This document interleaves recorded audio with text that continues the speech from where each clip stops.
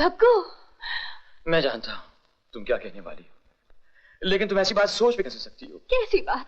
तुम यही सोच रही थी ना कि मैं तुम्हें किसी गड़बड़ घोटाले के लिए यहाँ पे लाया हूँ। लेकिन तुम्हें वो दरवाजा। क्या तुम्हें मुझ पर इतना भी विश्वास नहीं? कोमल, जब मैं तुमसे 2 घंटे पहले मिला था तो मुझे ऐसे लगा जैसे 2 घंटे नहीं बल्कि 2 लाख घंटे पहले मिला था। मैं तुम्हारे खातिर जान दे सकता हूँ, लेकिन तुम्हारे कदमों में, तुम्हारे आंचल के साये में। भग्गू, शायद मैं तुम्हारे काबिल नहीं। अगर तुम मेरी जिंदगी में आ जाओ तो मैं सब बुरे काम छोड़ दूंगा और एक अच्छा आदमी बनने की कोशिश करूंगा। बिल्कुल बिल्कुल जॉर्ज वॉशिंगटन की तरह। George Washington? तुम्हें नहीं मालूम, मुझे भी नहीं मालूम, मगर मैं तुम्हारे बगैर जिंदा नहीं रह सकता। तुम मेरे रोम रोम में बस गई हो कोमल। मैंने मन ही मन में तुम्हें अपनी अर्धांगिनी माना है और अपनी स्वर्गीय मां की आखिरी इच्छा पूरी करने के लिए तुम्हें यहाँ पे लाया था। तुम कहना क्या चाहते हो? मरते वक्त मेरी मां ने मुझे ये लॉकेट दिया था और कहा था मेरी होने वाली बहू के गले में डाल देना, और ये भी कहा था जब तक मेरी बहू ये हार नहीं पहनेगी तब तक मेरी आत्मा तड़पती रहेगी। मुझे मेरी मां की आत्मा तड़पती हुई नजर आ रही है। कहो तुम मेरी मां की आत्मा की शांति दिलाओगी? कहो तुम ये हार पहनोगी? हाँ हाँ पहनूंगी भग्गू। सच?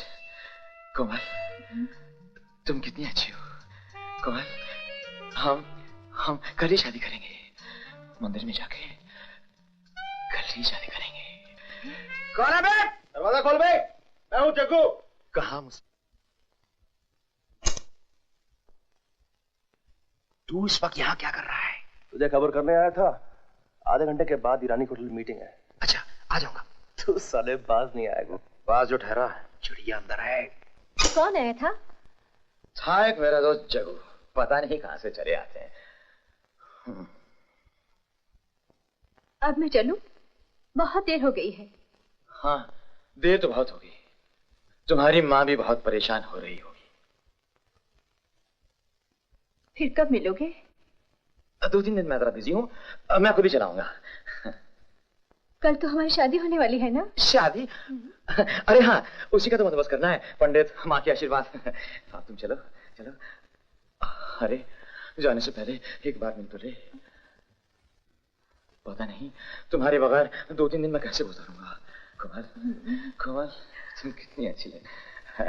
अब तुम चलो, तुम्हारी माँ बहुत परेशान हो रही होगी और अपनी माता जी को कभी दुखी नहीं करना चाहिए। अच्छा कोमल, ये क्या मेला लगा रखा है? मेला मैंने लगा रखा है या तुम्हारे दोस्त के गांव वालों ने, जैसे कभी औरत देखी ही नहीं। चलो कपड़े पहनाओ। अब खिसक चलो, मामला गंभीर है। चलो चलो चलो चलो चलो। इसीलिए मैं तुम्हें गांव नहीं लाना चाहता था। हर दिन एक नई मुसीबत खड़ी कर देती है। अगर तुम अपना रवैया नहीं बदल सकते हो, शहर वापस चलिए। ये तो मर्द थे। अगर गांव की औरतों ने तुम्हें इस हालत में देख लिया ना, गाजर मूली की तरह काट कर इसी तालाब में फेंक देंगी, समझे? नॉनसेंस। डैनी, आज पहली बार तुमने मुझ पर हाथ उठाया और इस बात की फिक्र की कि कोई मुझे बुरी नजर से न देखे। Danny, I love you for that. ओहो बेबे, ये डाकू है, ये मार। हाँ ये कोई बात हुई ना। देखिए जब डाकू आए तो आप खिड़की में से उन्हें यूं मारिए। कैसे? अंदर आइए, देखिए यूं मारिए, समझे? ये लॉकेट आपका बहुत खूबसूरत है। जी नहीं नहीं, आप जरा प्रैक्टिस कीजिए। संभालिए, ठीक से बांधो उसे। अरे खींच कर बांधो उसे। अरे बेवकूफ, पत्थर से क्या ठोकता है, तोड़ लेकर क्या, चल जाए ऐसे। खींचो, अरे खींच के बांधो पहले। चाचा, बिरजू, माँ ने तुम्हारे लिए रोटी भेजी है। अच्छा, साग भी भेजा है। तुम्हें साग बहुत पसंद है ना? बिरजू, तू मेरे लिए रोज रोटी लेकर क्यों आता है? मैं तुझे बहुत अच्छा लगता हूँ क्या? बहुत अच्छे। कितने अच्छे? इतने।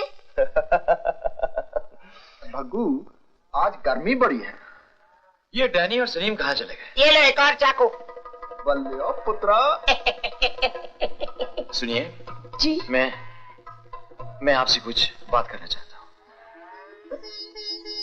मेरे बापू से बात करो ना। बापू। भग्गू, लगता है तेरी माँ की आत्मा आजकल बहुत शांत है। यार, पंडित के सिवा कल्याण नहीं होगा। अरे घनश्याम, हम ये सब कर तो रहे हैं, लेकिन सचमुच कहीं जंग आ गया तो लड़ेगा कौन? तू? मैं? अरे मेरी तो उसके नाम से ही जान निकली जा रही है डर के मारे। चाचा चाचा चाचा। अरे बिट्टू बेटे, कैसे हो? बहुत अच्छा हूँ चाचा। बेटे, उस दिन तो तुम हमारे लिए मक्के की रोटी और सरसों का साग लाए थे, आज क्या लेकर के आओगे? माँ से पूछ के बताता हूँ। माँ, आज चाचा को क्या देंगे? बेटा कहती, आपको जो पसंद है वही लाऊंगा। आपको जो पसंद है वो ही ले आऊंगा। अच्छा, हमें तो आपके घर का सब कुछ पसंद है। तो सब कुछ ले आऊंगा। बेटे, अपनी माँ से कहो कि मुझे उनके हाथ का बनाया हुआ साग बहुत अच्छा लगता है। आप क्यों नहीं बोल देते? अरे हम कैसे कह दें, हम तो तुम्हारी माँ का नाम तक नहीं जानते। माँ बोल दूं? नहीं बेटे, आप ही बता दीजिए ना। बताइए ना, इसमें शर्माने क्या बात? मधु। मधु, कितना प्यारा नाम है। जितना साग में नमक था उतनी नाम में मिठास। क्या साग में नमक ज्यादा हो गया था? मैं तो स्वाद की बात कर रहा था। उस दिन बरसों बाद इतना स्वाद साग खाने को मिला। शहर में ऐसी चीजें मिलती कहाँ है? तो गांव में रहिए ना। गाँव तब आ गया हूँ, लेकिन यहाँ हमें हर रोज साग कौन खिलाया करेगा? मैं खिला दिया करूंगी।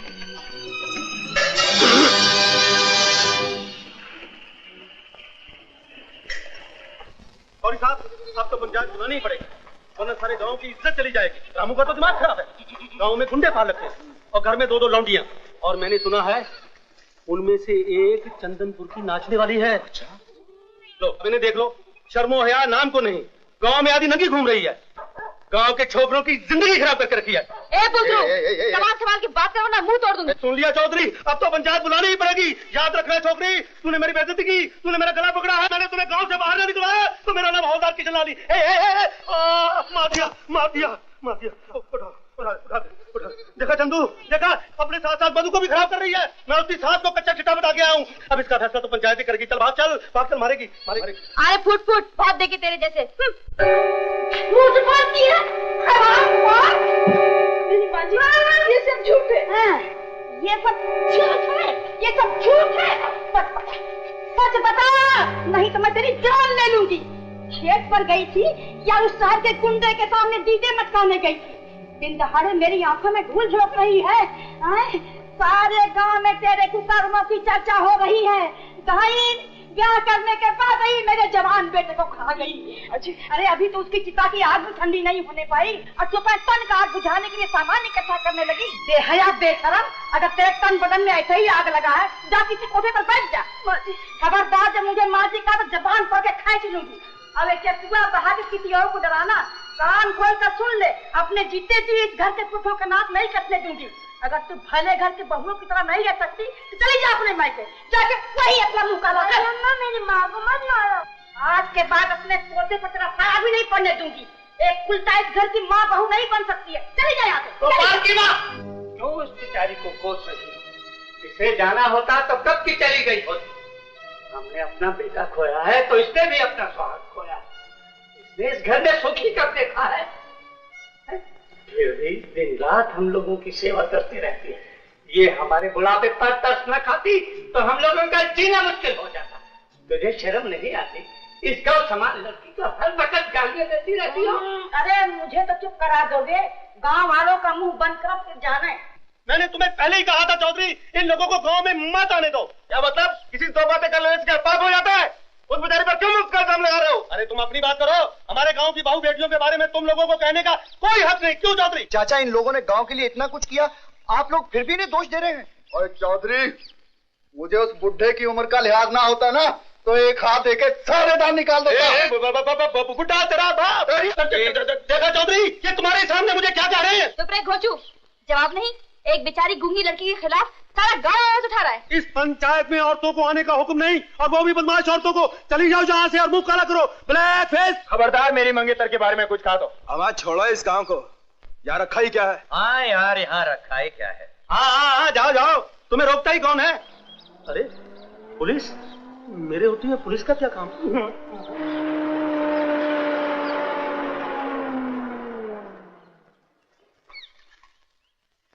नमस्ते इंस्पेक्टर साहब। नमस्ते। खबर मिली है कि जंगा ने तुम्हारे गांव पे हमला किया था और तुम लोगों की वजह से भाग गए। जी हाँ इंस्पेक्टर साहब, हमने उसका डटकर मुकाबला किया। मुझसे पूछिए ना। अच्छा, लेकिन उसके लिए तो काफी बंदूकों की जरूरत होती है, अच्छे निशानेबाजों की जरूरत होती है। कितनी बंदूकें हैं तुम लोगों के पास? जी बंदूकें तो कुछ ज्यादा नहीं इंस्पेक्टर साहब। डाकू हैं, पुलिस वाले नहीं।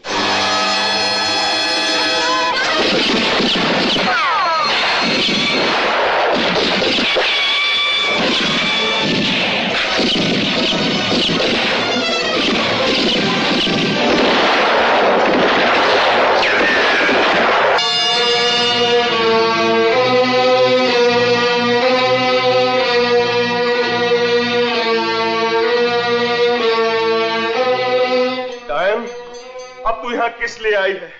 मेरे रामू को तो मरवा दिया, अब किसकी बारी है?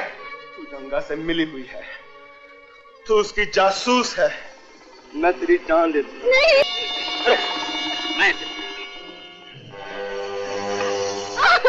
अगर जंगा ने रामू को जान से मार डाला है तो तू कैसे बच गई? भैया मेरी बात तो सुनो। भैया, तवायफ का ना तो भाई होता है ना वो किसी की बहन होती है। जिससे ज्यादा पैसे मिल जाए उसी के हो जाती है। यही तो मेरी बदकिस्मती है।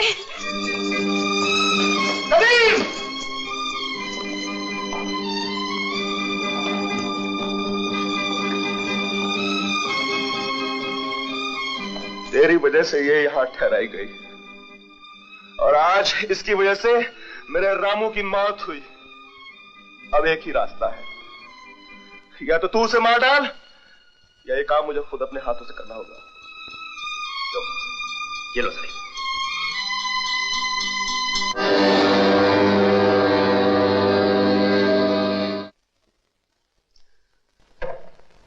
सलील औरत, रामू ने तेरा क्या बिगाड़ा था जो तूने उसे जंगा के हाथों बेच दिया? नहीं, सलीम ये झूठ है। मैंने किसी को धोखा नहीं दिया, किसी का खून नहीं करवाया। जिंदगी ने किस मोड़ पर लाकर खड़ा कर दिया है। जंगा कहता है कि मैं तुम लोगों से मिली हुई हूं, तुम लोग कहते हो मैं जंगा की जासूस हूं। उधर वो मेरी जान का दुश्मन है, इधर तुम लोग मेरी जान लेने पर तुले हुए हो। ठीक है, मार डालो मुझे, चलाओ गोली।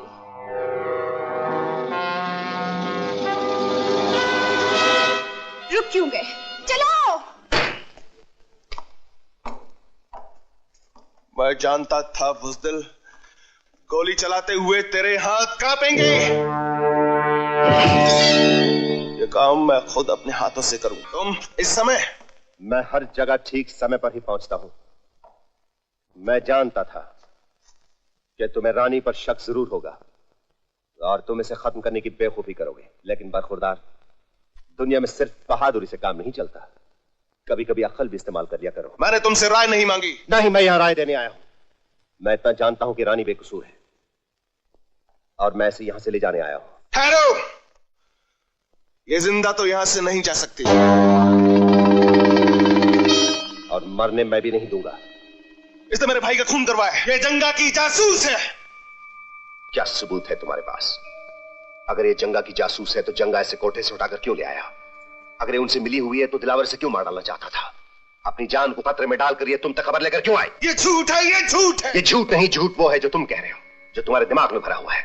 तुम तो पहले दिन से इससे नफरत करते रहे, इसे गलत समझा, इसे हमेशा तवायफ तवायफ कह के पुकारते रहे, लेकिन कभी इंसान नहीं समझा। मैं तो यही कहूंगा कि एक तवायफ तुम लोगों से लाख दर्जे बेहतर है। अपनी जान पर खेल कर तुम लोगों की जान बचा गई। मैं तुम लोगों के पास दुश्मनों से बचाकर अपनी अमानत समझकर भेजा था। खूब हिफाजत की है मेरी अमानत की। खैर, इन बातों के लिए वक्त नहीं। इससे पहले कि जंगा इस गांव पर हमला कर दे, तुम अपने भाई की अंतिम क्रियाक्रम कर लो।